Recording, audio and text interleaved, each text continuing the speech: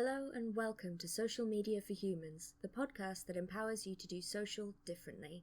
Your host, Alexis Bushnell, and her guests discuss their experience of social media as business owners, users, and ultimately humans, with insights and advice to help you find an effective and ethical strategy that works for you. Grab yourself a drink and join the conversation. Hello. I'm Alexis. My pronouns are she, her, and I am here with the fabulous Louisa. Do introduce yourself. Hi, Alexis, and thank you so much for having me join you. It's really exciting. So, as you've mentioned, I'm Louisa. My surname is Van Vessem. It's half Dutch. My pronouns are she, her.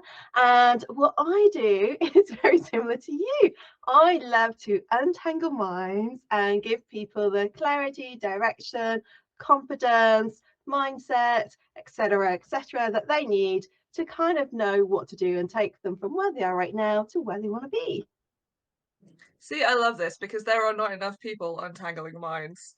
As I found out last week or the week before, I was just like, oh, someone else did the same. Yes, we were on a networking call. For people listening, we were on a networking call together, and I essentially stole Louisa's pitch without realizing it. And the thing is, I am like naturally like this shy introvert, and so for me, I can talk and I have my own community and everything else. But when it comes to that 60-second pitch, I go, oh, rabbit in the headlight moment. And then I heard you talk and I was like, what am I going to say? It's just going to sound like I'm copying you. But it was fine. You did fabulously. Thanks. We got through it. What kind of minds do you untangle? Let's start there. It's really anything. So I don't have a niche, and I think this is almost, or I'm finding now that different people that I talk to that are potentially neurodiverse, so they haven't got the diagnosis, but they're kind of thinking they could be. They also don't tend to niche either sometimes. And I think it's because we've got so much knowledge and experience and everything else that we're selfish and we want to have our cake and eat it. And so, I work with product owners, service-based owners, different industries. But then if you look at my career's like that too. And I was having a conversation with someone about this, about a month or so ago, that when you're in the corporate world or whatever else, it's welcome to be talking about and being able to help with different topics and areas and stuff like that. And then as soon as you go to being self-employed, it's like, you must niche. And I don't. Kind of a long-winded answer. No, that's fair. And I think there are definitely a lot of people who are neurodivergent who don't want a niche. And I have struggled with it. And I have basically niched to neurodivergent people. Yeah. Which might be cheating, but who cares? But I think it is something a lot of neurodivergent people struggle with. And I think like you say, because we have a lot of different skill sets, some through special interests and some through having to learn certain things to function. Yeah.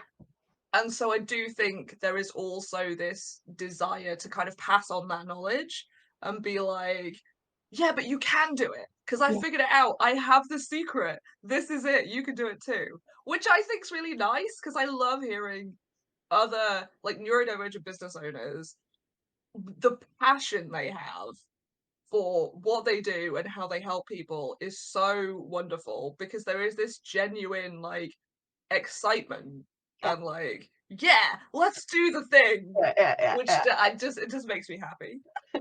See, I think if you were to say my niche, I think it would be basically people I like and that I have those shared values with. So that's probably about as niche as I get, which often does include neurodivergent people, people that have chronic illnesses or that have got life experiences, I guess. And so it comes down to those conversations, doesn't it? And you're relatable and you've got your own story. And I don't know about you, but I've gone through a lot in my life in various different ways. And it feels like because of that it means you can sort of give those different perspectives, not just because we're wired differently, but because of what we've gone through and how we've kind of overcome obstacles and challenges and everything else, and that's what makes it really exciting. And like, I genuinely love to help. Probably I go a little bit too overboard, but you know, I think that's probably like my special interest almost, of the fact that I want to help, I want to make a difference, and that's what I get really excited and passionate about. Yeah, that's so cool. That's so cool. I definitely think one of my special interests is like human brains, Yeah. human psychology, all that stuff. I'm just like, oh yeah, tell me how your brain works. Tell me why you think that way. It's so interesting though, isn't it, right? Yeah, there's so much variety. That's the thing. Even within any given like neurotype, there is so much variety and so much like opposition as well within it, of like we were saying earlier, like we both need structure in certain areas, but for things like this we really don't. We want to just wing it. Which, and I always find it interesting because obviously I have a LinkedIn live that I do every week, and being the shy introvert, you'd think that I would kind of give people this real structure and everything else, and people go, oh, I don't know if I want to, because I need to know what questions you're going to ask. And I'm like, but it's a conversation, it's a chat, and I don't know, I'm just gonna see what you have to say and then basically take it from there, a bit like what your approach is. We're so similar. And the amount of people that go, oh, I need to know, and like they're so shy and they're so nervous and everything else, and then they're like, oh, I really love that, I really enjoyed that, and it's because it's so relaxed and so chilled. And I think that, again, possibly, you know, it's different for every neurodivergent person, but it's feeling comfortable, and it's known about how we feel comfortable, and we want others to feel comfortable too. Yeah, I think that is a good point. I think is that, so I do know a huge amount of people struggle, not just neurodivergent people either. People struggle with live video, doing podcasts, that kind of thing, putting themselves out there in that way, because there is a lot of, or they feel there is a lot of pressure. They feel that they're likely to misspeak or misrepresent themselves or say the wrong thing. Those on audio, I put quotes around that. So there is a huge amount of pressure, and some of it is coming from internally, I'm sure it is, and I think some is coming from maybe them listening to big podcasts where everything is fancy schmancy and seems like it all goes smoothly all the time and blah blah blah. But actually, finding people who you feel comfortable to talk to can make it so much easier to do a podcast or do a live video or things like that. So I do think it's really helpful to connect with people who you get on with, because that gives you essentially a safe space to try those things. And maybe at some point you do get to a point where you're like, yeah, I could totally do this big podcast. But if you don't, that's also fine. But you're allowed to take baby steps with like people who are nice. Not that big podcasters are not nice. I'm sure they're wonderful. But it's true though, isn't it? It's about finding that part of you that is ready to push those boundaries, challenge yourself, and take those next steps. And yes, it's scary. And yes, at the start of my business journey, if you'd have said I'd be going live on LinkedIn every week, I'd have been like, hell no. But you kind of build up to it slowly, and you start doing what works for you. So like, I remember when it came to me first recording my first video for social media, oh my goodness, it was terrible, you know. And I'm not saying I'm any better now, but I just don't really care. Like, I just talk, you know, I'm not trying to create anything that fancy or anything like that. What you get is what you see is me. Simple. And I think that's often where people kind of start to get inside their own heads, is when they start to overthink it about, oh, I must look a certain way, I must have my room set up in a certain way, oh, my backdrop's not quite right, oh, this isn't quite right. And it's not important. People actually just want to hear what you have to say. Yeah, it's true. A lot of the people I work with really struggle with video. Like, they're just like, I don't want to do video. Some of that is because I hate doing video. Like, so I definitely attract people who are also like, oh, you hate it, you're not going to make me do video. And I'm like, not quite what I said. But the success stories I see with video always, I have found, come from when somebody's like, I don't want to do video, I don't want to do video. And then they'll be like, okay, they come up to like a do it together session that I run or something like that. And they're like, oh, I have this idea for a post, you know, I'm going to write that out today. And I'm like, why don't you, that would make sense as a video. Yeah. And they start with the like, oh, well, I don't know what I'm doing. And I'm just like, pull your phone out and just say what you're going to type. Yeah. That's it. Just do that. You don't have to post it. Don't think about whether you're posting it or not. Don't think, just try it. If you hate it, you don't have to post it. It's fine. Yeah. And so many of them do it, having taken that pressure off and being like, okay, I'll just hit record and say what I was going to type and see. And then they post it and they're like, God, that was so much easier than I thought it was going to be. But it's so true, and something I've started doing. So last summer I started a TikTok account for business. But I'm not a TikToker. I don't really use it at all. But I was like, right, I want to start using it because I want to start creating more video content and kind of just get back into that habit, because I'll be in the habit, then I'll get out of the zone of it, and then I won't do it for flipping ages, and then I'll get back to it, and so on and so forth. So I thought, right, if I create a business TikTok account, I think if anyone follows me or not, it's more for my benefit. And I'm going to record one video a day, or post one video a day. And I did that for about 6 weeks, and then something happened and I attracted the completely wrong crowd. So it put me off using it. I went back to it recently, and my approach is now that I literally just plonk myself somewhere. I don't really think about where I'm sitting on my backdrop or anything like that. And I start the video by saying, so I've done a little series on autism and me, and then kind of going into like different aspects of it and just my story, and sometimes talking about my little dude because he's also autistic.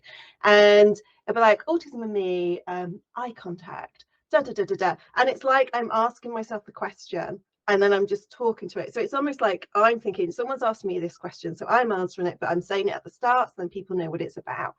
And I think that's made a real difference to me. And I think that for other people, if you almost think that someone's asked you that question and you use that and you go, yep, so creating video, how do I start? Well, this is what I do. And it just feels like it flows naturally rather than going, I create video because, and then you feel like, oh my goodness, what am I going to say next? What am I going to say next? Whereas if you almost ask yourself that question and then you're answering it, it feels more natural and less forced, if that makes sense. Yeah, definitely. And I think actually when I decided I was going to start the podcast, I like I say, I hate doing video and I hate just like talking to nobody. So the first 2 seasons of the podcast were only interviews. They were only like chats with guests, because I was like, huh, this is a way for me to do a podcast and I just get to chat to cool people. This sounds fun. Spoilers, it was fun. It was a lot of fun. But I have started more recently doing like individual shorter videos where I'm just like essentially pick a topic that is coming up and ramble about it, basically. So I think another tip I would have for people who are like, I don't want to do video, is see if you can grab a friend to do it with you. Like, it doesn't have to be like a colleague or somebody big in the industry. Like, grab a friend and just chat. Yeah. Because some of it is also getting over, like you say, getting out of your head with it, and it becoming just like, oh, it's not as bad, and people don't care as much as I think they're going to about what's behind me, or if I stumble over my words or whatever. So yeah, like grab a friend, you know, just do a little Instagram live, you know, hop on LinkedIn live, do a pre-recorded something, just, you know, enlist your community to help. But that's what I've done. Like, so with my LinkedIn Live, I've been doing it for just over a year now. I don't ever go live on my own. No way. I only ever have a guest or like 3 guests join me. And it's a topic that's either business related or more personal related, such as autism or chronic illnesses, or today we've got menopause, belly fat and hormones. No, or sorry, mindset, belly fat and hormones. You know, it's just the most randomest of topics. And but that's what it's about, you know. It's about creating those conversations and having someone to chat with so that it feels less daunting, because the idea of going live on LinkedIn, which is my main platform, by myself, no, because I know that I'll just be sitting there going, and also I used to have a Facebook group and I'd go live, and when people don't actually engage, it's really hard work. You know, you feel like you're just talking to yourself. And at least if you've got someone with you, if no one watches or engages, it doesn't matter, because you're just having a chat. Yeah, exactly.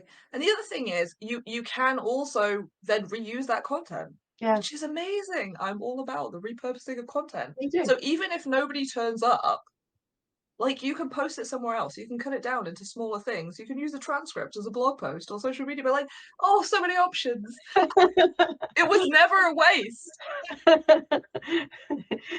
And I mean, who doesn't want to make their life easier, right? Exactly, exactly. You said LinkedIn was your main platform. Mm-hmm. I know a lot of people who have a lot of problems with LinkedIn. How and why did you decide to make LinkedIn your main platform? I find it so easy.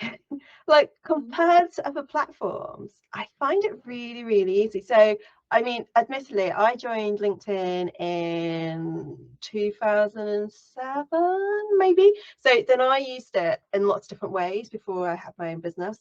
So I used it for like headhunting people, for growing a company page, for just talking about lots of different stuff, and also just connecting with people. So I had their testimonials. And then when I launched my own business, it just felt like the natural option, because I don't think I really used Instagram that much for personal reasons. Facebook I've never really liked that much. But LinkedIn, you can talk about anything and everything. And you can connect with people so much easier. Whereas I find that on Instagram, it's basically the people pretty much that you follow are random people, and it's harder to kind of start those conversations within a post, like within the comments of a post. Whereas over on LinkedIn, someone posts something and it's easy to kind of see if they're a second connection or whatnot, and you can just get involved in the conversation. You can make it a lot of fun. You can post about business or non-business stuff. And like I mentioned, I think my little dude earlier, you know, I've created various different posts and spoken about my autism journey with him, and the struggles that he has, and coming back to wanting to help people. That's been really good. And people like will say to me, how's your little dude? It's almost like I've created this brand. I don't say his name, but I've created a brand on the little dude. And it's quite nice because it just creates those conversations. You can kind of get to know people in the messages, but not in like a salesy, spammy way. It's just about connecting with people in a nice way and building up those relationships in a way that feels different from the other platforms. So as much as I'll kind of have a bit of a presence on Instagram, I find and there's people I've got to know, I find it much harder to kind of connect with people in the same way, because it's about being on at the same time, or they're not seeing their content or having to go to look for it. And the comments, it's not as easy to have those conversations, I don't think, with other people. At least that's my experience. I don't know about yours. Yeah, no, I would agree, actually. I would agree. And I think most of the pushback I get from LinkedIn when I suggest LinkedIn is that it's still LinkedIn has a PR problem. That's the issue. Like, Have you seen LinkedIn on TikTok? oh, I don't know. LinkedIn on TikTok, you would think it was a different platform. Like sometimes they do like little skits kind of thing, like these little funny mock-up things, and it's a completely different promotion of LinkedIn on TikTok. So you go to like LinkedIn UK, I think it is. It's so different. It's got a very, very different vibe, but I agree, it's got the wrong rep. Yeah, for sure. Because a lot of people are surprised at the content that I post on LinkedIn, and the content that does well on LinkedIn. And there is, now I say this about every platform because it is true of every platform. Like everybody, like every group is on every platform. You just have to find them. And there is a huge like neurodivergent community on LinkedIn. There is a huge ethical business community on LinkedIn. There are a lot of people on there who are not like suit capitalism, yay men people, you know, like they're not in boardrooms, they're not working 50 hours a week or whatever. Like there are people who are on there just like you. And you just have to find them. And the benefit to social media algorithms, everybody hates the algorithms, they're not all bad, but anyway. But one of the benefits is once you find one person and start engaging with them because they're your kind of person, suddenly the algorithm is like, look at all these other people that who you might be interested in. So once you find that one person, you can then quite quickly create and curate your feed so that it is filled with people who you're like actually inspired by, or who certainly you can look at and be like, oh yeah, that made me think, that's relevant to my life. You know, this isn't actually like I was in this 5-hour meeting and signed a $50 billion contract. Like, you know, that's not everything that is on LinkedIn. There is a lot of variety on the platform. And it would be nice to, sorry. No, sorry, go on. I was just gonna say, it'd be nice to see even more people join LinkedIn for that. Do you ever use the hashtags on LinkedIn? So actually autistic is a brilliant hashtag to follow. And the thing is, I hear people say, oh, hashtag's worth it and all the rest of it. But actually, I follow actually autistic, and so I'll see content relating to that in my feed, which is quite nice because, as you say, you get to know of different people and you get to read about their experiences and connect with them in a different way. And something I always hear is that like product-based businesses from like small business owners don't belong on LinkedIn, and I'm like, actually you'd be shocked. Like there's a huge creative community over on LinkedIn, and what makes it even more exciting for those creative businesses is they'll stand out more than they will on the likes of Instagram and Facebook, because people want to see refreshing, I do at least, I want to see, you know, cool stuff. Like I see artists posting their stuff on LinkedIn and they do really, really well because it stands out from the crowd, and people go, yeah, but there isn't a market. I'm like, okay, so from all these people on LinkedIn, are you telling me they don't have birthdays, Christmases, celebrations, anything else that they need to buy gifts for? They've moved house, they're doing this, they're redecorating, blah, blah, blah, blah, blah. Are you telling me they're not going to be buying stuff? Hello, you know, you've got this amazing opportunity to really stand out, whether it's jewelry, books, whatever it is that you're selling. Do it on LinkedIn, because a lot of the other platforms are so saturated. If you look on, like if I go on Instagram and I look at products, it's just full of the same kind of products, and it's hard to kind of pick stuff out unless it appears on my sponsored ad or something, or chocolate brownies. You know, it's harder for them to stand out, whereas on LinkedIn you've got this amazing opportunity. Rant over. Yeah, yeah, I totally agree though, because there is, and I think again this comes back to that sort of PR issue they have of like, well, people only go on LinkedIn to talk about work and to like read about work. They only use LinkedIn to find jobs. They only use LinkedIn Monday to Friday. There's nobody ever on LinkedIn at the weekends. And I'm like, you know, I feel like there's a lot of people who have flexible working and who, you know, just feel like that's probably not true. But what's also quite interesting as well with LinkedIn is that people don't like to sell on LinkedIn. And that's what I find really interesting. And, you know, yes, it's about social selling, it's about building relationships. But as I posted on TikTok this morning, you're in danger of becoming the world's best kept secret, because if you're just giving value, commenting, people don't want to have to go click on a button, find your website, go all the way up to your website, find where they need to go, find, oh, that's a waste of time. They just want to know, if they see something that pops up in their feed and says, hey, this is going to change my life, whatever, and like speak to them at that right time, you're more likely to sell, rather than saying, go to my website.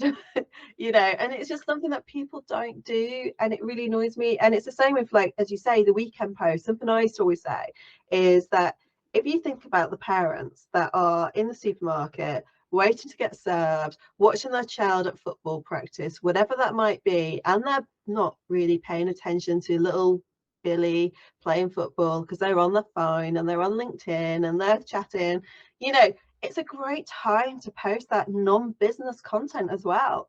Because I posted one about how I took the little dude to the fire station at the weekend, like a local autism charity, and just about different things to do with him.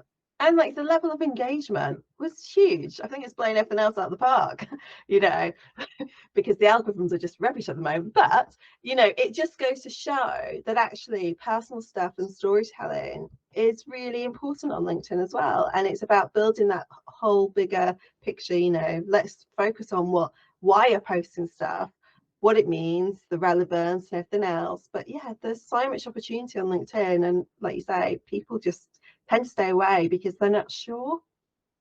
Mm. Do you think this?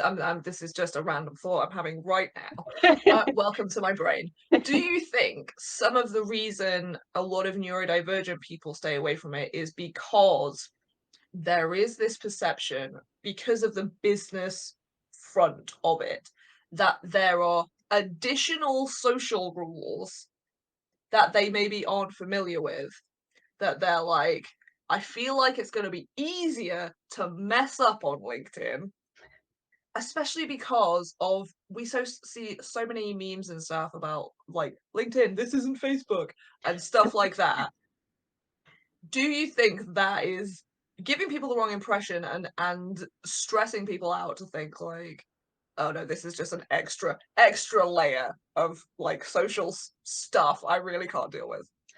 I think it's the same whether you're neurodiverse or not. I think that people just are kind of feeling overwhelmed by social media and I don't know what to expect from it. So it's almost that unknown. And so until they start to connect with the right people, as you were saying earlier, then that's what makes a big difference. So like, you know, I don't see that often people say, I know the stuff you're talking about, but I don't see that stuff that often saying this is not Facebook anymore. I think that people have moved on quite a bit from that. I think you still get a lot of that.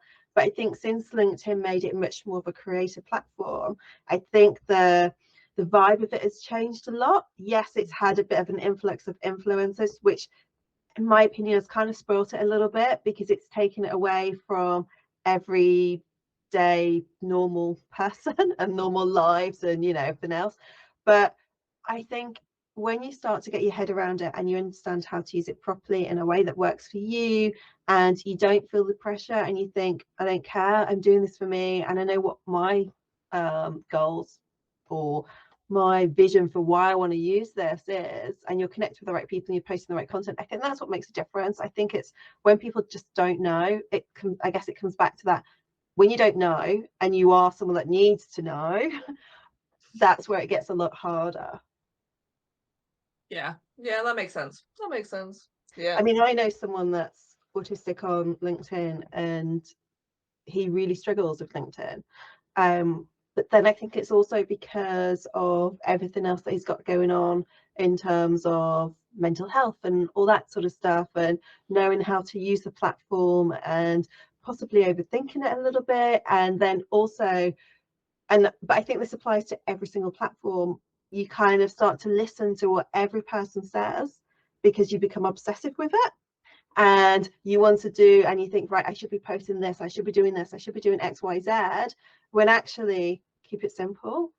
Because as soon as you start to get obsessive with it and wanting to watch every YouTube video or read the latest post by this person that's an influencer on LinkedIn and stuff like that, it gets overwhelming. And then that's where you are going to struggle. Whereas keep it simple, don't overthink it, and think about what works for you, the way that you think, the way you approach other things in your life, and take that similar approach.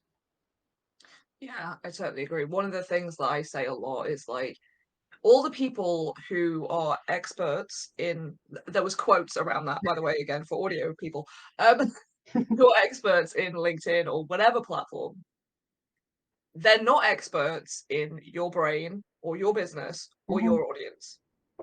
Exactly. You are the expert in those things. Yeah. And just because somebody managed to get X amount of LinkedIn followers doing this 7-step process that you can buy for £1,500, like, does not mean it will work for you. If you're looking for the exact same audience, maybe it will. But if you're looking for a different audience, it's really unlikely. Because what they want is different.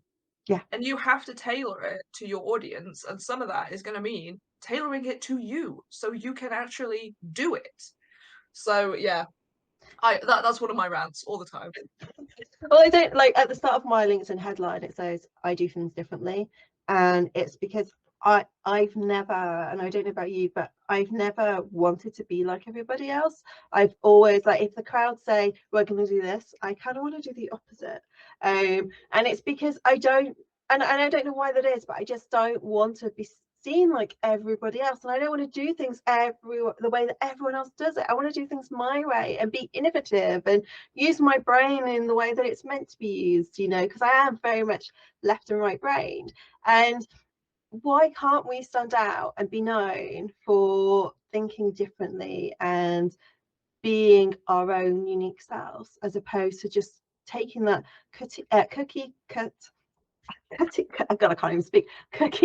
approach, just to be like everyone else, because actually you're going to be a bit like a wallflower, aren't you? Whereas when you're uniquely you and you're proud to be you, that's kind of often my rant, is that's what's going to make a difference, and that's why you're going to connect with people and why you become memorable, rather than just being the same as everybody else.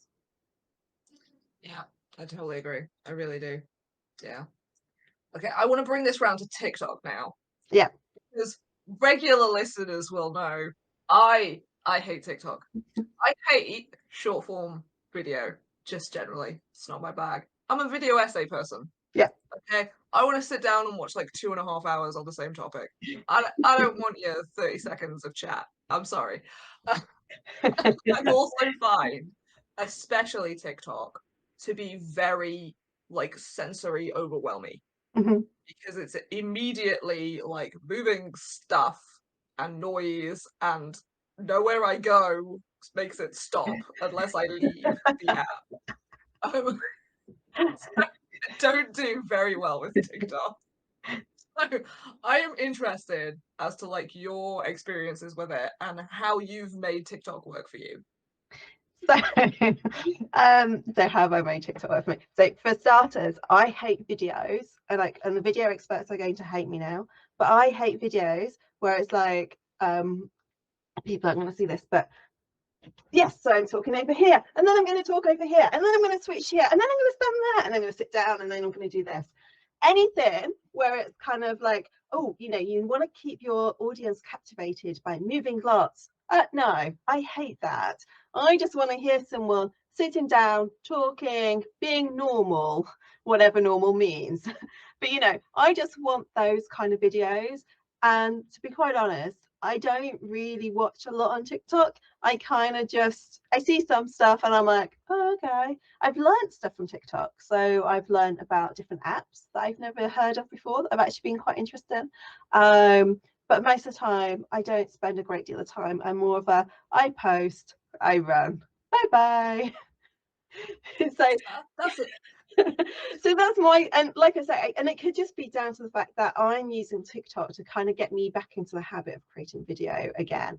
So I think I'm on like day 26, 27 of posting maybe, and my videos vary from probably about 40 seconds to probably about 2 minutes. But I try to make them like a series. So like I said before, it's like autism and me, and it goes into different topics. So you could quite easily just click to kind of find out more.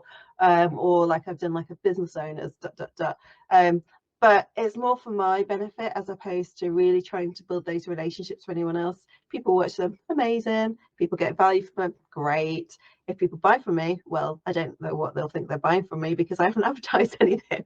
Ironically, I spoke about selling today and I'm thinking, I never sell anything on TikTok. but it's not my reason for using it, you know. So for me, I kind of dabble a little bit. There's a couple of other people I know that are doing something similar, where they're just using it to try and get in the habit of video creation. But yeah, most of the time I don't. I think my feed consists of people talking about what is it, like new apps they've come across, maybe a bit of like strategy potentially. There's a clinical psychologist that I follow. So again, it comes back to that, just being curious about the mind stuff. But otherwise, I don't really use it like most people do. Yeah, that's fair. That's fair. I think because I have tried TikTok, and I think I would probably give it another whirl for like post and run. Yeah. But I because a lot of my friends are on TikTok. Interestingly, a lot of my friends have ADHD. Uh, I'm not saying the two things are connected, but and so I find when I have the app on my phone, I get constant notifications because people know that I have the app, and so they send me stuff, and I'm like, do I have to watch this? Can you give me like a text rundown? What's it for? Do they have a YouTube channel where they put out long form content on this same topic? The thing is, though, it's knowing what works you, though, isn't it? And I think for me, like, I mean, I shared on LinkedIn actually the other day about my Autism and Me series, but I don't really push it at all. But I guess it depends on what your purpose is, like anything, isn't it? What's your purpose for using the platform? And I view it as I record video content in my phone, so native video content, and then I can upload it to TikTok, Instagram, YouTube, wherever I want, LinkedIn, obviously. And it's ready there for when I can't think about what to talk about, quite honestly. That's an excellent tip. It's called the lazy approach. It's not lazy, it's efficient. Yes. It's called doing the least amount of work for maximum output. Yeah, I am all about that life. Yeah. So I'd be curious to know, when have you, because obviously we're very new to connecting, so what's your neurodiversity story? Oh, it's long and exciting. So is it something that you've always known? Is it a more recent diagnosis? Is it like, where's it stem from? Because for me, I only found out that I was autistic in December at the age of 43. And had it not been for my child, I'd have never even considered it. But so much makes sense now. For me, I'm diagnosed with borderline personality disorder. And I've been, quote, in the system for, well, since I was about 11. Yeah. For various brain stuff, etc. And basically, as I turned 18, they diagnosed me with BPD. But I'm 35 for context. There wasn't really a lot about women with autism back then. Yeah. It was a boy thing. And so I assumed that was it. And I have always like struggled with social stuff and struggled with sensory stuff, and there was a lot of stuff that people put down to social anxiety, general anxiety, depression, BPD, and now I look back, I'm like, yeah, this would easily have all been explained by just like one thing, but okay. But it wasn't. There was a period about 5 or 6 years ago, I think, where, because I used to spend a lot of time in like BPD support spaces, and a huge proportion of the women who were diagnosed with BPD got re-diagnosed with autism because they'd been misdiagnosed previously. And I looked into it at the time, and I started following some like autistic influencers and trying to get into those communities. And I had a really bad experience where I posted on somebody's YouTube video sharing like my experience, and I happened to mention that my diagnosis is BPD, but I think actually I've been misdiagnosed. And I got a lot of very mean comments. Wow. And so I just backed off because I was like, well, frankly, even if I am autistic, I don't really want to be associated with you people. And then recently, about a year and a half ago, I moved to Wales, and a lot of my friends are autistic. And one of them happened to say to me, I wouldn't normally like do this because it's your journey. But have you thought you might be autistic? And I was like, I mean, I had thought, but you know, I told Yeah. them the situation. And they were like, I mean, because you seem quite autistic. And I mentioned it to another autistic friend who went, I mean, yeah, I definitely think, yeah. And then I mentioned it to a friend who's also a business coach, also autistic, who said, oh, I thought you already knew. It was like, I feel like I didn't get the memo everybody else got here. So I haven't gone for an official diagnosis, largely because it will not change my life. Exactly. I work for myself anyway. It's not going to change my life. It's too much stress, frankly. I've done some of the like autism tests online, and it's like, yep. Yep. And I'm like, oh god, yeah, okay, fair enough. Yeah. But I realized that actually when I started realizing that, and I started looking for like adjustments that a lot of people make to function easier with autism and stuff, there are adjustments I'd already made. I just hadn't realized that that was the quote problem. Yeah. I'd made those adjustments because I had issues with those things. Yeah.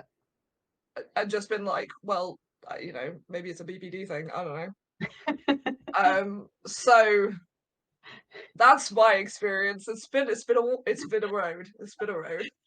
Thing is, though, I think it's so tricky as well, isn't it? And as you say, like way back when, it wasn't a thing that even was talked about. You know, I don't have anything to do with my brother, but without a shadow of a doubt, he's older, but he would be autistic. But his traits would be stronger. I don't know what the word to use, but stronger than mine, probably.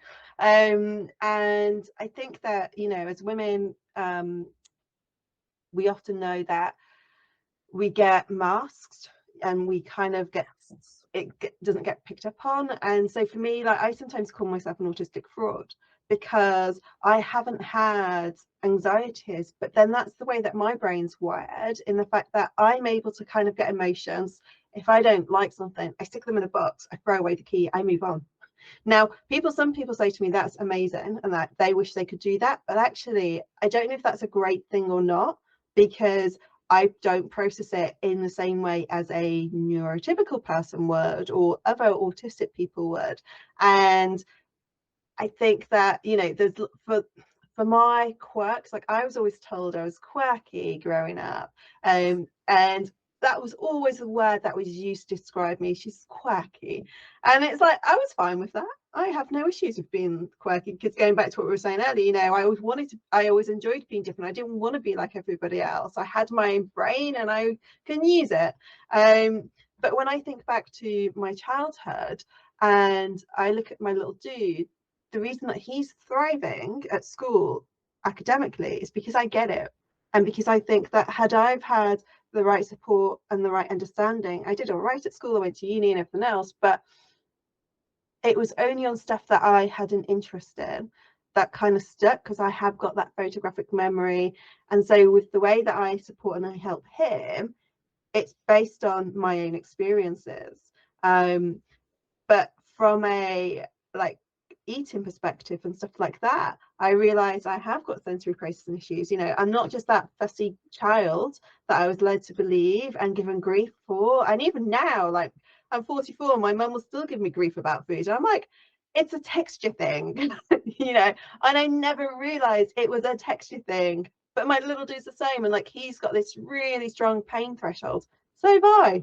And you start to realize there's all these synchronicities between the two of us, and it just makes so much sense now, like the way that I think, the way that I work, the way that I do things. But had it not been for him, I'd have never even thought about it. And it just makes sense, and I don't think other people would have thought about it. But I can pick up, like there's a friend of mine, and I said to her last year, I was like, you're autistic, because of her traits. And it's interesting, I think once you start to understand the huge crazy spectrum of autism, you start to pick up on traits from other people, and like their anxieties or their quirks, or those little special interests, or the way they react to certain things and the way they do things. And I think that's quite interesting as well, how you find, when you think about it a little bit more, that you're kind of attracted to similar people. Like a lot of my friends I kind of look at, and they don't have a diagnosis, but I kind of think there's quite a few traits there that I'm recognizing in you. You know, and it just makes a lot of sense. And it's just crazy that we kind of get to a certain age and then start to realize, oh, this could be this, or this could be that, and this is why I kind of get obsessive about this or that. Yeah, definitely. Because like I say, when I look back now, there's so many things that I'm just like, yeah. I feel like if I was growing up now, it would have been picked up. Yeah. Because like when I first like moved in to my own place, all of the mugs were like lined up. Yeah. And they had specific places. They had to be specific mugs and specific rows. Everything was lined up, had to be in the right place. And it's this attitude of like, oh yeah, that's weird and obsessive and quirky and what have you. And it's like, I thought like I would have cried. Like if things got moved and I was just like, I can't. And I have like a really visceral memory of I think it was one of my birthday parties as a child, like in primary school. We went to Waterworld, which is like an indoor water park thing. And I have this memory of hiding in, like, I think it was the wave pool. And I kept going under the water for as long as I could because it was so loud. It was so loud, and I just wanted to be under the water where it was quieter. Yeah. There is so much stuff now that I look back at. Yeah, the signs were there. Yeah. See, I don't know if I was back to like school days, I don't think people pick it up on me. Really? Yeah. And I think not because I'm intentionally masking, because I don't think I do, but I think like my mum used to always say I'm so pedantic. And like people say, oh, you always seem to want to be right. And it's like, well, no, it's not so much that I'm a person that goes, I'm always right. I'm not. But if I know something is correct, factually correct, then it's right? I'm not just doing it to prove a point. If it's factually correct, it's correct. and exactly the same. But it's because of that you get called, you're so pedantic about like little things, and it's like, I'm really not. It's just that that's the way it is, that's the way it is, you know, who's right and who's wrong kind of thing. And I think it's because of that, and I think because of my quirks are probably a lot more subtle to me, that's why it wouldn't have been picked up on. Whereas with a little dude, his case went to panel twice. So once when he was at nursery, he'll be 7 in September. So once when he was at nursery, and once when he started primary school, in reception year, and it got rejected. And I fought for it. And eventually we saw the main paediatrician in person, and she immediately diagnosed him with autism.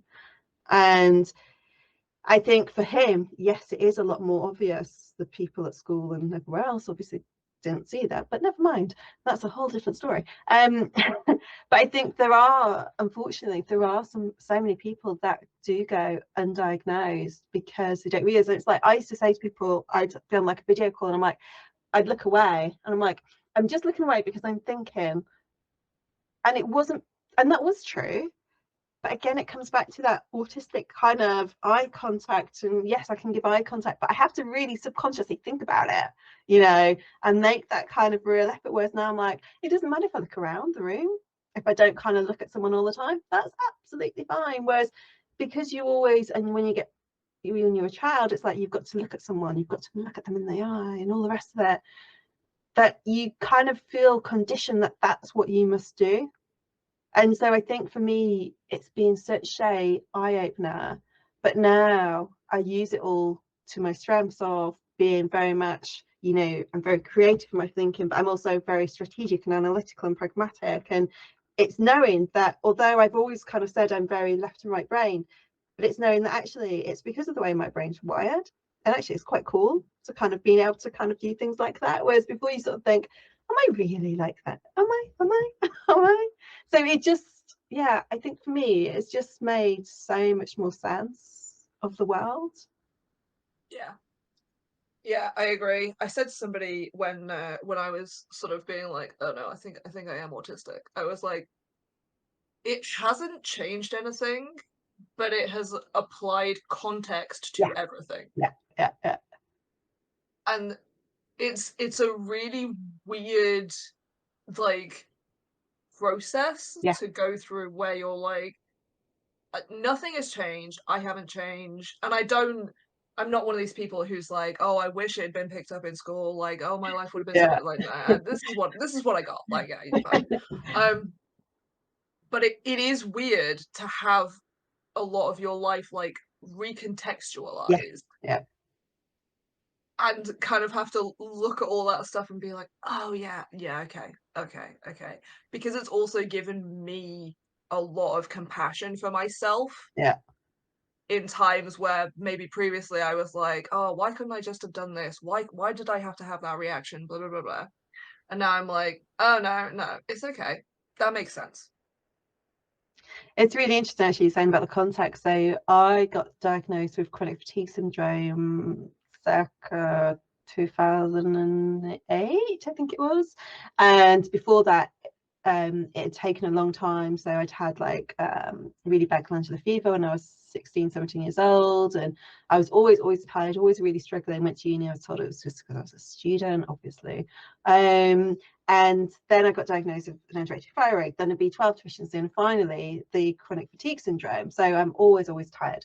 And I got given CBT, and it was that thing that once I understood, and I think this is what makes sense of the autism now, that I'm happy to have a label applied to me. It doesn't bother me at all, because for me, I need to understand, and I need to understand the reasons and everything else, and then I'll do like so much research and I'll understand it, not in an obsessive way as such, but just so I can understand, okay, why is this, and connecting all those dots. So like, you know, I had a history of miscarriages, and kind of understanding about all of that and the process and and I think for me, when stuff that doesn't make sense, that's when I get really frustrated, or when I don't know the answers, I get so annoyed and so frustrated.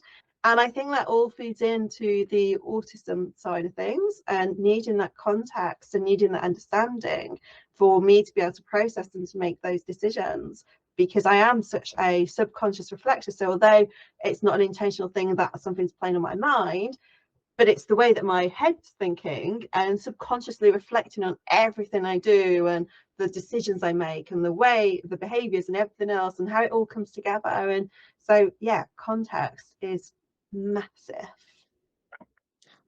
Yeah, it really is. Before we wrap up, I have a selfish question, although I'm gonna pretend that it will be useful for other people as well. But you said you don't really mask now. Yeah. Has that always been true, or do you have tips for people who are struggling to unmask? You know what? I remember being at a workplace, and my colleagues had all done an internal NLP course, and I wasn't doing it. And they came out and they said that, oh, from what they'd had, it was clear that I was half Dutch, because I was very abrupt and I was very, just say it as it is. Now, I wasn't abrupt in like in a horrid kind of way, but I just kind of, maybe not the polite British kind of way. Why say 1,000 words when you can say 10, for example? And it really kind of stuck at me. Now, I think that the reason I was probably like that was because of the autism now, because being direct, right? And because of the comment that was made, I think then I potentially started to mask and being very much withdrew within myself, because I was conscious about the way that I spoke to people, because as I say, it was never done in a hurtful, malicious kind of way. I would just say it as it was, as opposed to pretending something else. So I think that probably more so as I got older and started working for myself, I started to think that I didn't have to comply to the rules, because I think I became very rule driven. Again, the autism side of things, it makes sense.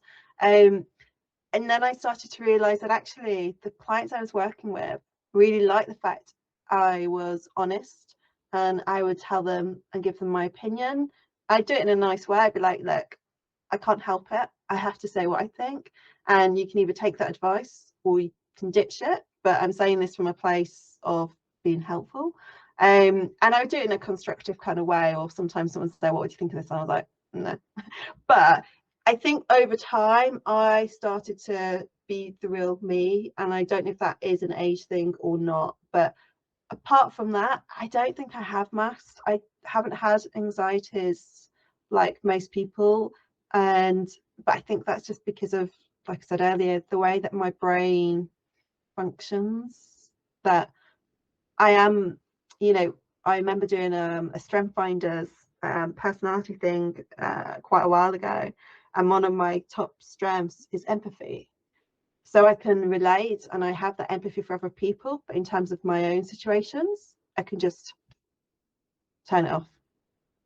So I don't know if that really answers the question, but I think it's just, yeah, the way my brain functions, I haven't needed to mask as such, apart from the instance where I became much more paranoid almost about my ways.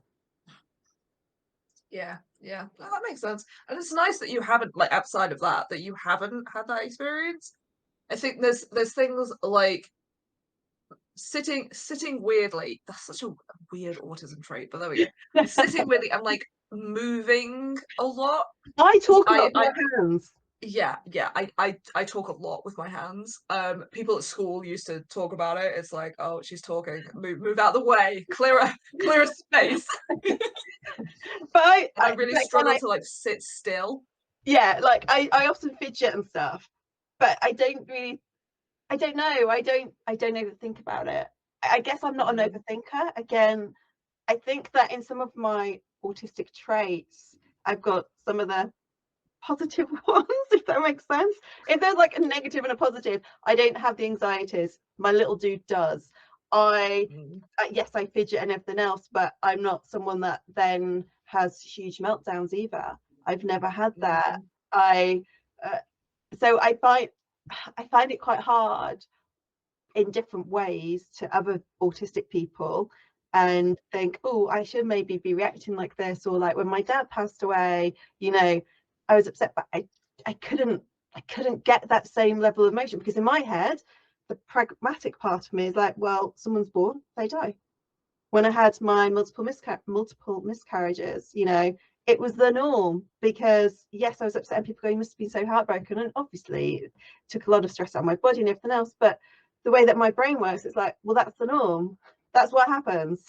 And so I got some of the positive quirks, traits, behaviors, but then also there are ways which I haven't got them. Yeah.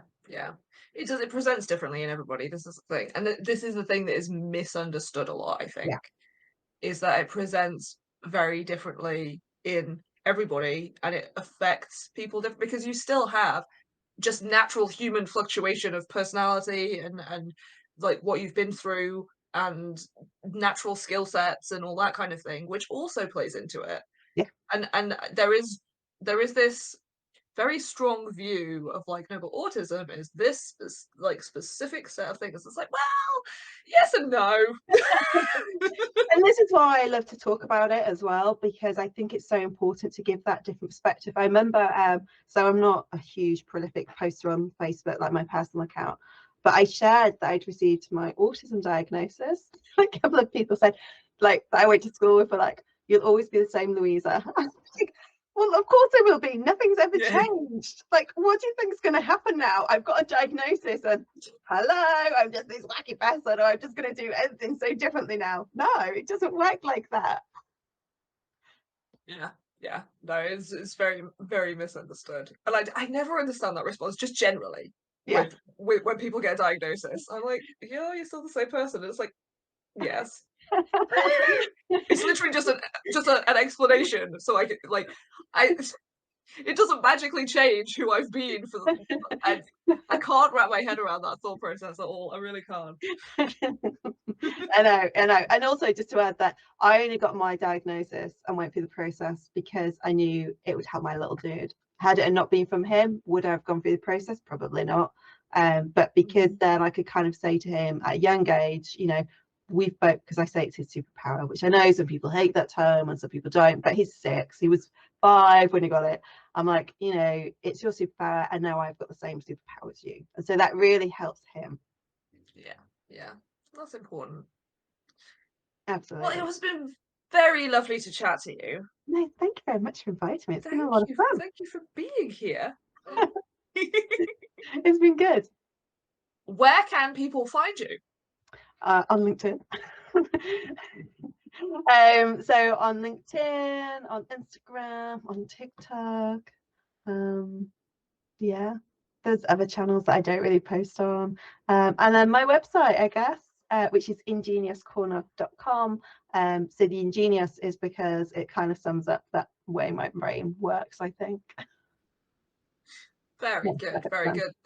The links will obviously be in the description and the show notes and various places that podcasters who know what they're doing put things, which I have definitely one of.